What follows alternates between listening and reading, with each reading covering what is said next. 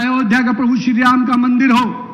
आज कुछ लोग कह रहे हैं कि किस प्रकार से वहां पर चर्चा कर रहे हैं। मैं आज उस चर्चा पर जरूर आऊंगा मित्रों। ये वही लोग हैं जिन्होंने प्रभु श्री राम के होने के अस्तित्व पर सवाल उठाया था। सुप्रीम कोर्ट में हल्फनामा दायर किया था कि प्रभु श्री राम एक काल्पनिक चीज हैं। उन्होंने कहा था कि श्री राम सेतु के होने पर सवाल उठाया था। ये वही लोग हैं जिन्होंने कार सेवकों पे गोलियां चलाई थी और खून की नदियां बही थी इसी अयोध्या के पवित्र नगरी पर। आज वो बात करते हैं, आस्था की बात करते हैं, और ये घड़ियाली आंसू बहाने वाले लोग कभी हिंदू धर्म की आस्था की पर बात उठा ही नहीं सकते।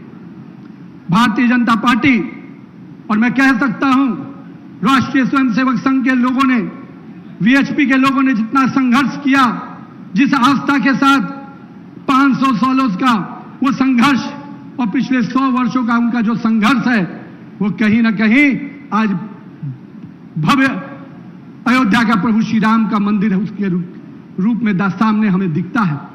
मैं आज आपके सामने स्पष्ट कहना चाहता हूं मित्रों कि जो लोग आज सवाल उठाते हैं, हमारा खून भी बह जाएगा पर हम इस बात की चिंता करेंगे कि कोई प्रभु श्री राम के मंदिर के आस्था के साथ कोई खेल ही नहीं सकता। इसके लिए चाहे जितनी भी कुर्बानी देने होगी हम तेरे को तैयार।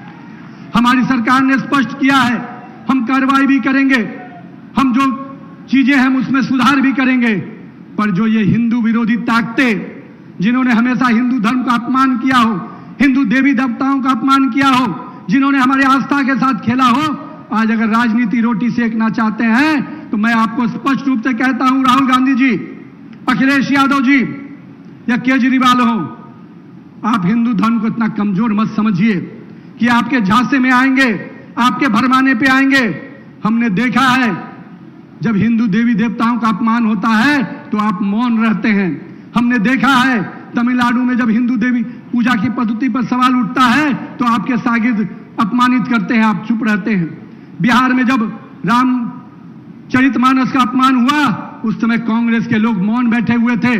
वहां के सरकार के मंत्री ने जिस प्रकार से अपमानित शब्दों का प्रयोग किया था, और यहां के मुख्यमंत्री जो उस समय के थे, मुझे वो बात दिन याद है किस प्रकार से चीजें हुई थी।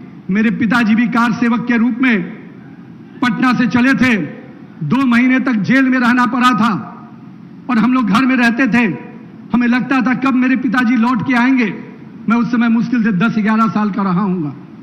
हमारे घर में समझ में नहीं आता था कि पिताजी जिस उद्देश्य से गए हैं लौटेंगे कि नहीं लौटेंगे। 2-2 महीने जेल रहे और हमसे हमारी आस्था का सवाल उठाओगे। अरे हमने तो जितनी कुर्बानी दी है, जितनी शहादत दी है, तुम्हारा खानदान भी कभी उतनी शहादत और कुर्बानी का पछतावा नहीं कर सकता है मित्रों। आपने तो खून की नदियां बहाई है। आपकी विरासत हिंदुओं पे गोली चलाने की रही है और हमारी विरासत अपने देवी देवताओं की आस्था के लिए कुर्बान होने की रही है मित्रों। इसलिए मैं आपके माध्यम से स्पष्ट रूप से कहता हूं, हमने विरासत को संजोया भी है, हम उसको संभालेंगे भी और उस पर गर्व करने के लिए हर हिंदू को प्रेरित करेंगे मित्रों।